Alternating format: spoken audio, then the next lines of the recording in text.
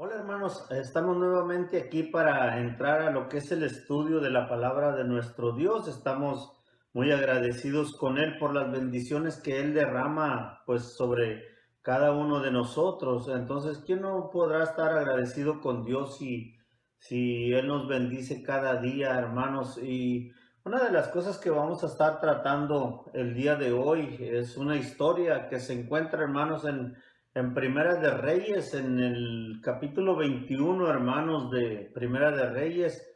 Y yo creo que esta historia ya es muy conocida por muchos, pero me llama mucho la atención, hermanos, cómo el comentarista lo describe de esta manera. Y hice yo algunas partes ahí para darle un poquito más de emoción, vamos a decirlo, a lo que es la historia, para tratar de llamar la atención de cada uno de los oyentes.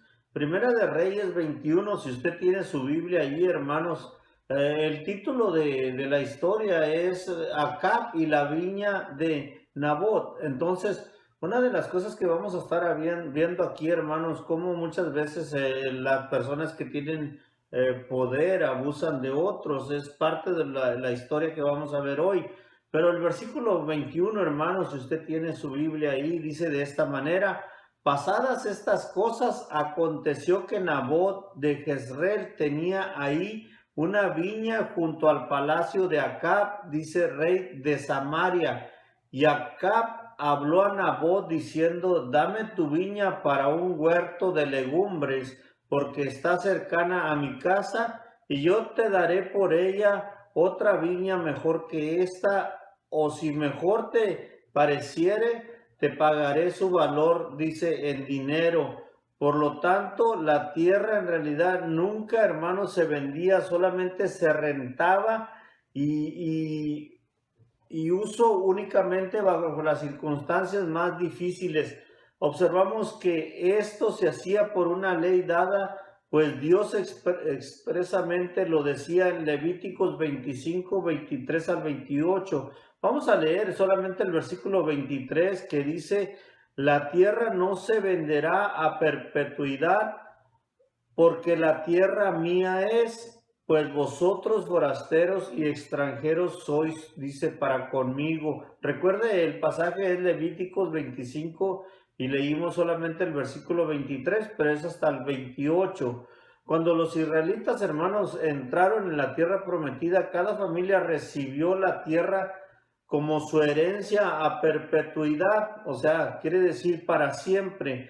Dios les prohíbe la venta de la tierra a cualquier otra persona, lo que garantiza que las generaciones futuras no se verían obligados, dice, a la pobreza.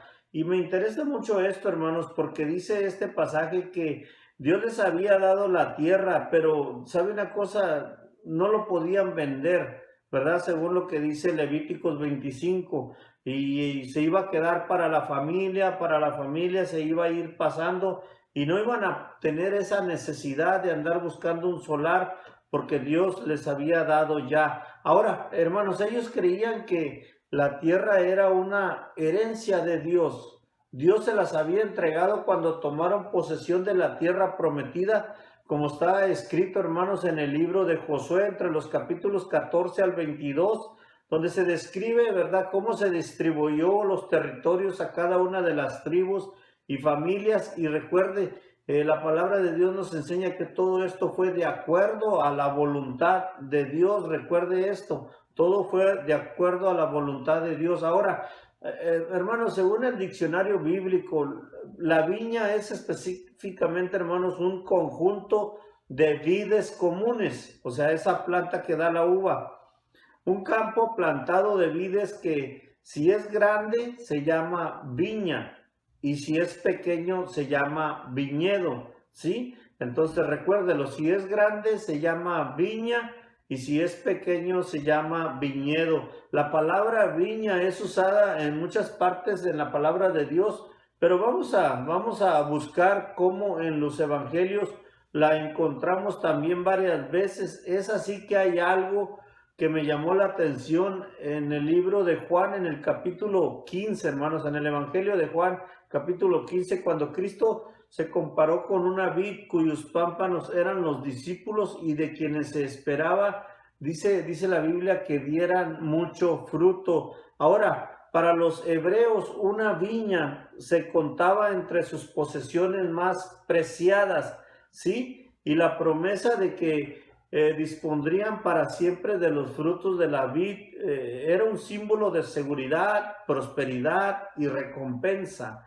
Entonces recuerde, no solamente tenían el solar para ellos como heredad, sino que dentro de sus solares ellos podían plantar, ¿verdad?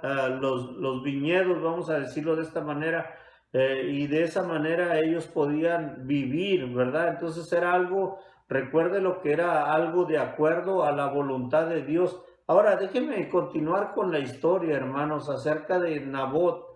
En el versículo 3 dice, y Nabot respondió a Acab, guárdeme Jehová de que yo te dé a ti la heredad de mis padres, ¿verdad? Recuérdese que el rey Acab quería esa heredad. Primero le ofreció, ¿verdad? Dinero, le ofreció otro solar a cambio, ¿verdad? Pero recuerde que Nabot le respondió a Acab en este versículo 3 diciendo, guárdeme Jehová de que yo te dé a ti la heredad, dice, de mis padres. Acuérdese que esas tierras, hermanos, iban de generación en generación y es algo hermoso como el pueblo de Israel, ¿verdad? Reconoce que ese pueblo fue dado por Dios. Dice el versículo 4, y vino Acab a su casa triste y enojado. Pero vamos a parar ahí en el versículo 4, mis hermanos. Vamos a hacerlo de una manera un poquito, vamos a decirlo, diferente. Mejor contar esta historia bíblica, déjeme decirle de otra manera. Una que me gustó mucho a mí y que la hace un poquito más interesante esta historia. La historia dice así, esto lo encontré de esta manera, hermanos, en el internet y me llamó mucho la atención. Cuando yo lo encontré en la manera que dice, cuando los poderosos abusan de los débiles, ¿sí? Entonces, recuerde que acá era un rey y Nabot solamente tenía su viña, pero dice la historia de esta manera. Y ponga mucha atención, mis hermanos. Lo voy a relatar como si fuera en la radio, como si fuera una historia que estamos solamente oyendo. Ponga mucha atención, dice, patrón, nos han venido a avisar que dentro de un rato va a venir el rey Acab a visitarlo. Nabot ha salido de la casa y mira su propiedad que ha permanecido en la familia desde tiempos inmemorables. Contempla las viñas que en perfecto orden forman decenas y decenas de calles. Muy pronto será la época de la vendimia. Cada planta está cargada de uvas grandes, suculentas y tentadoras. El viñedo de Nabot es el tema de todos los que pasan por ahí. Es que de ahí salen las mejores uvas de la zona. Ahí también se produce el mejor vino de la región. Pareciera que nunca hay una mala cosecha para Nabot. Siempre esas vides, dice, producen en abundancia. Para el viticultor, el poder caminar por esas filas interminables de los viñedos después de una llovizna era una de las satisfacciones de su vida. Después de todo, lo había hecho desde que era un niño de la mano de su padre y este lo había hecho igual de la mano, dice, de su abuelo. Por fin se acerca el rey Acab con su custodia y dice, majestad, dice el dueño de la casa, ¿quiere pasar adentro y estar más cómodo? No hace falta, responde el soberano y se acomoda en un sitio de densa sombra. Ahí debajo de esta parra se está, dice, muy fresco. Como su alteza prefiera, responde el anfitrión. ¿A qué debo el honor, dice, de su visita? Como su alteza, ¿verdad? Acá lo observa cuidadosamente. Nabot es un hombre más o menos de su misma edad. Es fuerte y con una mirada que muestra determinación y sinceridad. Los custodias observan a cierta distancia con una sonrisa maliciosa como presintiendo lo que va a suceder. Y una de las cosas, hermanos, que dice la historia, dice así, el soberano que me lo figuró, dice cincuentón más o menos, Tiene una nariz ganchuda, ojos oscuros y penetrantes y una calvicie precoz. Bueno, dice el rey, me gustaría proponerle un negocio, es decir, un buen negocio. Explíquese, dice Nabot, que empieza a presentir que el rey se trae algo turbio, dice, entre sus manos. Quiero hacer un canje con usted, es decir, un trueque. Pero como yo soy hombre honesto, usted va a salir ganando en esta transacción. Una sonrisa burlona luce en la cara, dice, del regente. No entiendo a lo que su excelencia se refiere, dice el dueño de la casa. Quiero comprarle una propiedad. Usted pone el precio y yo se lo pago. O si usted prefiere, yo se lo cambio por otra mucho mejor y más grande que tenga, dice, en un pueblo vecino o cerca de un arroyo. Estoy seguro que cuando usted lo vea se va a quedar, dice, encantado. El viticultor por un momento empalidece, luego recupera su postura y con voz firme responde: Majestad, siento decirle que esta viña no la puedo vender, no está en venta, sencillamente no puede ser vendida. Como usted bien lo sabe, dice, la ley de Moisés no nos permite vender la propiedad, dice, que ha sido de nuestros padres. El rostro del rey, dice, se enrojece como un tomate duro, su voz aumenta de volumen. El rostro del rey queda como atónito y dice: amigo, dice el soberano, yo se lo cambio por aquella otra y encima le pago en oro o en plata, lo que usted diga. Y Moisés no ha dicho nada en esto.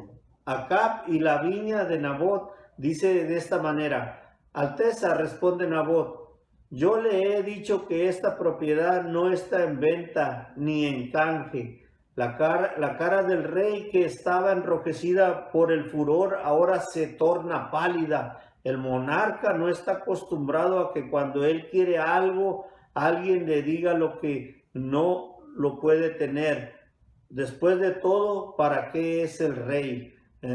Ahora su voz no solamente es fuerte, sino ronca, y con un tono, dice, malévolo, responde: yo quiero esta propiedad, cueste lo que cueste. Nabot sabe el riesgo que está corriendo. Es probable que ha escuchado historias, dice, como el vecino ha sido acaparando sus propiedades en todo el país, a veces de manera muy violenta. Sin embargo, sabe que Dios está escuchando la conversación y responde: guárdame el Señor de darle la heredad de mis padres. El rey aprieta sus puños y dice a modo de despedida: ya hablaremos de esto en otra ocasión.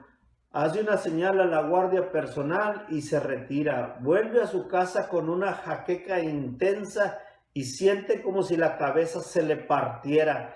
Su esposa lo saluda y apenas contesta. ¿Cómo te fue en el negocio con el vecino?, pregunta ella.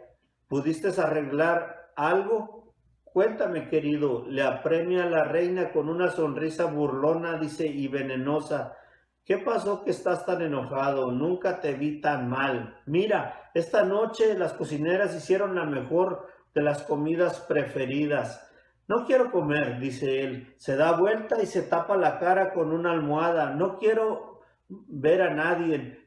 Pero tesoro, dice Jezabel, no es para tanto. ¿Por qué estás tan decaído tu espíritu que ni comes? El rey le relata los hechos, recalcando la palabra de Nabot: yo no te daré, dice, mi viña. La risa de Jezabel ahora se ha vuelto perversa. Con una voz chillona y fría dice: yo creía que tú eras el rey de Israel. No te preocupes, si no te animas a hacer lo que tienes de derecho como rey, yo te lo daré. Los ojos de Jezabel adquieren ahora un aire siniestro. Acá mira a su esposa y le dice: gracias, querida, tú eres mejor que yo para este tipo, dice, de situaciones. De inmediato la reina llama a sus asistentes y dicta unos mensajes para los ancianos y los principales de la ciudad. Esto no pueden creer cuando leen la carta. Está firmada y con no menos que con el sello del rey Acab. no se animan a discutir la orden, argumentan entre ellos y saben muy bien que es la misma Jezabel la que está detrás de todo esto. Se resisten a creer lo que están leyendo. Poned a dos hombres perversos delante de él que atestiguen contra él y digan: tú has blasfemado a Dios y al rey. No se animan a discutir la orden, argumentan entre ellos y saben muy bien que es la misma Jezabel la que está detrás de todo esto. A algunos de los ancianos no les gusta la idea, se cruzan miradas entre sí como diciendo: ¿y qué podremos hacer? Sabemos que hacer esto va contra la ley de Dios y conocemos muy bien que el mandamiento estipula: no dirás, dice falso testimonio. Y la historia sigue diciendo de esta manera: cuando llega el momento oportuno, Nabot, que está precediendo la celebración del ayuno, es acusado por dos truhanes, pero no son solamente culpables esos dos que lo acusan, sino cada uno de los religiosos y hombres de preeminencia en la comunidad que conocen la intriga. Los principales y los ancianos fingen que no pueden creer lo que escuchan, que nadie menos que Nabot ha blasfemado a Dios y al rey. Esto es intolerable, exclaman algunos. Esto tiene que ser un ejemplo, un escarmiento para que nunca más suceda. El juicio es muy breve, si se le puede llamar así. Quizás sería mejor llamarlo algo como un circo, porque los ancianos y los principales que tendrían que ser un ejemplo para todo Israel se han transformado en payasos. Pero estos son bufones que en lugar de hacernos reír, dice, nos hacen llorar. El veredicto de los principales se establece por resolución unánime de las autoridades. Se determina que el acusado y sus hijos son culpables de blasfemia a Dios y al rey. Por lo tanto, todo el peso de la ley debe de caer sobre ellos como ejemplo para la posteridad. La ejecución se lleva a cabo, dice, rápidamente. Tan pronto Jezabel se entera de la muerte de Nabot y su familia, avisa a su esposo: querido, levántate y toma la viña de Nabot de Jezreel, que no te la quiso dar por dinero, porque Nabot no vive, sino que ha muerto. Qué casualidad, qué suerte que tengo. ¿Quién iba a decir que ese hombre iba a morir tan joven? Así es la vida, dice Acab. Mañana mismo voy con los escribanos para tomar posesión de la propiedad. A mí me gustan las cosas derechas, hechas, dice, con todos los papeles como manda la ley. Y sigue diciendo la historia de esta manera. Es una mañana hermosa, el sol está radiante. Acab se pone a tararear una de sus canciones favoritas. De súbito, el paso de la comitiva es interrumpido. Un hombre con aspecto de profeta está parado en medio del camino y rehúsa apartarse. Acab lo reconoce de inmediato y le dice: me has hallado, enemigo mío. Los soldados se aprestan a intervenir, pero el profeta no tiembla. Con voz fuerte y tranquila responde: te he encontrado porque te has vendido a hacer lo malo delante de Jehová. En el mismo lugar donde lamieron los perros la sangre de Nabot, los perros lamerán también tu sangre, tu misma sangre. He aquí yo traigo mal sobre ti y barreré tu prosperidad y destruirán hasta el último varón de la casa de Acab, tanto el siervo como el libre en Israel. Y luego agrega: los perros comerán a Jezabel, dice, en el muro de Jezreel. Y esto, hermanos, dice la historia, es el mismo rey el que ahora está estremeciéndose como bandera izada en día muy, muy ventoso. La Biblia, hermanos, estipula que no se podía vender la propiedad que pertenecía por generaciones y generaciones a los antepasados. Era una manera de expresar el concepto que la propiedad no pertenece a mí, sino a Dios, que me lo ha dado a préstamo y por lo tanto no puedo venderla. La tierra no se venderá a perpetuidad, porque la tierra mía es, pues vosotros, forasteros y extranjeros sois para conmigo, según Levíticos 25, 23 al 28, y también Números 36, 7, 12, para que la heredad de los hijos de Israel no sea traspasada de Israel, no sea traspasada de tribu en tribu, porque cada uno de los hijos de Israel está ligado, dice, a la heredad de la tribu de sus padres. Ahora entiendo qué bendición de Dios es tener un lugar para dormir tranquilos con tus hijos, con tu esposa. Debemos reconocer lo que Dios nos da. Israel tenía sus propiedades como una riqueza, y eso era, hermanos, para sus generaciones. Y quiero terminar la historia de esta manera. Dice el versículo 17 de este mismo capítulo, dice: entonces vino palabra de Jehová a Elías Tisbita diciendo: levántate, descienda a encontrarte con Acab, rey de Israel, que está en Samaria. He aquí, él está en la viña de Nabot, a la cual ha descendido, dice, para tomar posesión. Dice el versículo 19, y le hablarás diciendo: así ha dicho Jehová, no mataste y también has despojado. Y volverás a hablarle diciendo: así ha dicho Jehová, en el mismo lugar donde lambieron los perros la sangre de Nabot, los perros lamberán también tu misma sangre. Y Acab dijo a Elías: ¿me has hallado, enemigo mío?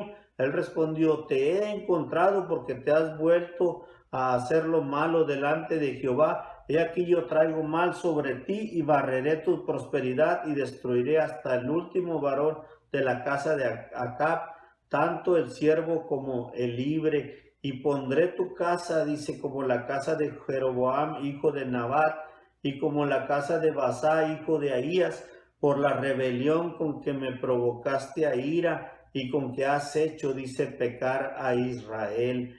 De Jezreel, hermanos, también dice: ha hablado Jehová diciendo: los perros comerán a Jezabel en el muro de Jezreel. El que de Acab fuere muerto en la ciudad, los perros lo comerán. El que fuere muerto en el campo, lo comerán las aves del cielo. A la verdad, ninguno fue como Acab, que se vendió para hacer lo malo ante los ojos de Jehová, porque Jezabel, su mujer, lo incitaba. Él fue de gran manera abominable, caminando en pos de los ídolos, conforme a todo lo que hicieron los amorreos, a los cuales lanzó Jehová delante de los hijos de Israel. Y sucedió que cuando Acab oyó estas palabras, rasgó sus vestidos y puso cilicio sobre su carne, ayunó y durmió en cilicio y anduvo, dice, humillado. Entonces vino palabra de Jehová a Elías Tisbita diciendo: ¿no has visto a Acab? Se ha humillado delante de mí, pues por cuanto se ha humillado delante de mí, no traeré el mal en sus días, en los días de su hijo traeré el mal, dice, sobre su casa. Ahora, mis hermanos, cuando vemos la historia que estamos leyendo, estamos viendo la vida del rey Acab, la vida de Nabot, ¿verdad? Cómo terminó. Todo por una propiedad, hermanos, por un hombre ambicioso que se fue dejado llevar por su esposa Jezabel, hermanos. Pero al final de la historia nosotros vemos, hermanos, que en realidad Acab se arrepintió y Dios lo perdonó. Pero el castigo de Jezabel, hermanos, fue algo que Dios no pudo perdonar, porque ella fue la que lo incitó a hacer el mal. Tal vez él estaba decepcionado porque, hermanos, Nabot no le quería vender la propiedad, pero yo creo que Jezabel se las ingenió, ¿verdad?, con astucia para poder conseguir esas pruebas en contra, hermanos, de Nabot, y acusarlo como alguien que había blasfemado contra Dios, que había blasfemado, hablado mal en contra del rey. Y de esa manera dice que fue apedreado, hermanos. Y cuando él quiso tomar la propiedad, recuerde que se le apareció el profeta. Pero me interesa mucho, hermanos, hablar acerca también de lo que se cumplió, acerca de lo que el profeta le dijo acerca de Jezabel. Y esto, hermanos, lo encontramos en Segunda de Reyes, en el capítulo 9, del versículo 30 al 37, hermanos. Ahí encontramos la muerte de Jezabel. Dice el versículo 30, vino después Jehú a Jezreel, y cuando Jezabel lo oyó, dice, se pintó los ojos de antimonio y atavió su cabeza y se asomó, dice, a una ventana. Dice versículo 31, y cuando entraba Jehú por la puerta, ella dijo, sucedió bien a Zimri, que mató a su señor.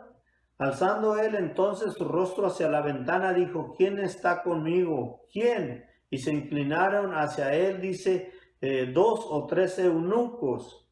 Dice el versículo 33, y él les dijo, echadla abajo, y ellos le echaron, y parte de su sangre salpicó en la pared y en los caballos, y él la atropelló. Dice el versículo 34, entró luego y después que comió y bebió, dijo, id ahora a ver aquella maldita y sepúltenla, pues es hija del rey. Pero cuando fueron para sepultarla, no hallaron de ella más que la calavera y los pies y las palmas, dice, de las manos. Y volvieron y se lo dijeron, y él dijo, esta es la palabra de Dios, la cual él habló por medio de su siervo Elías Tisbita, diciendo, en la heredad de Jezreel comerán los perros las carnes, dice, de Jezabel. Y el cuerpo de Jezabel será como un estiércol delante de la faz de la tierra en la heredad de Jezreel, de manera que nadie podrá decir, esta es Jezabel. Y cuando vemos, hermanos, nosotros estos pasajes, ¿verdad? Nosotros vemos cómo el pueblo de Dios, pues bendijo a Israel, pero les prohibió totalmente, recuérdelo, vender sus propiedades. Entonces Israel, hermanos, recuerde que esas propiedades eran de bendición para ellos. Dios se las dio y de ella vivían, en ella vivían también, ¿verdad? Pero estaba prohibido venderla. Y yo creo que, hermanos, yo creo que Acab sabía esto. Sabía que no podía comprar la propiedad de alguien más, pero déjeme decirlo, yo creo que le ganó la ambición de tener esa tierra tan próspera. Yo creo que lo envidió, yo creo que la quiso adquirir también, pero lo peor es que se dejó llevar, hermanos, por su esposa Jezabel, y por eso las cosas terminaron así.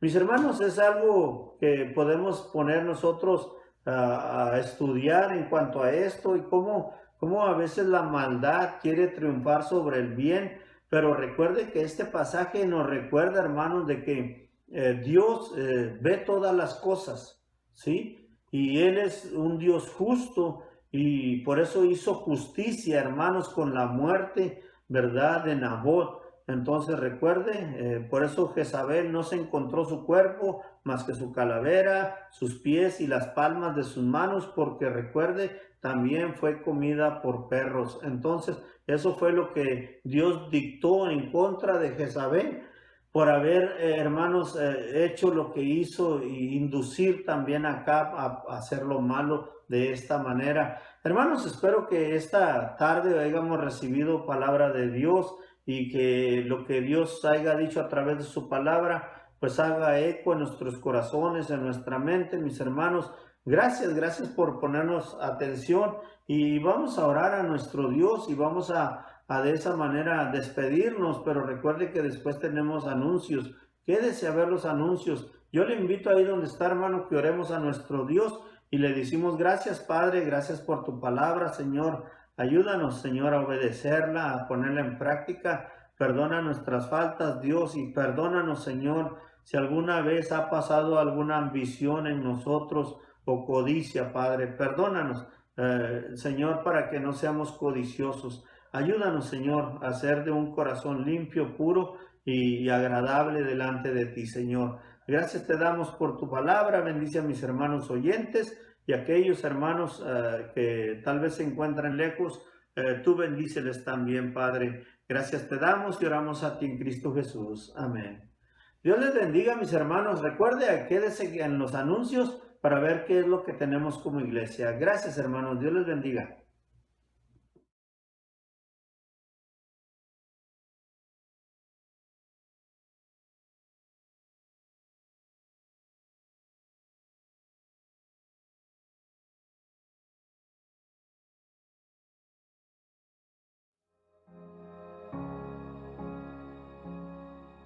No puedo entender tanto amor sin merecerlo. Él se entregó, su gracia y perdón me regaló. En una cruz por mí murió. En mi lugar por mi culpa se entregó. En esa cruz con su sangre me lavó. Perdonó toda mi maldad, se llevó toda enfermedad. En Jesús tengo sanidad, en Jesús tengo libertad. Mis cadenas Él rompió, por su nombre libre soy. Solo en Él está la salvación, en Jesús.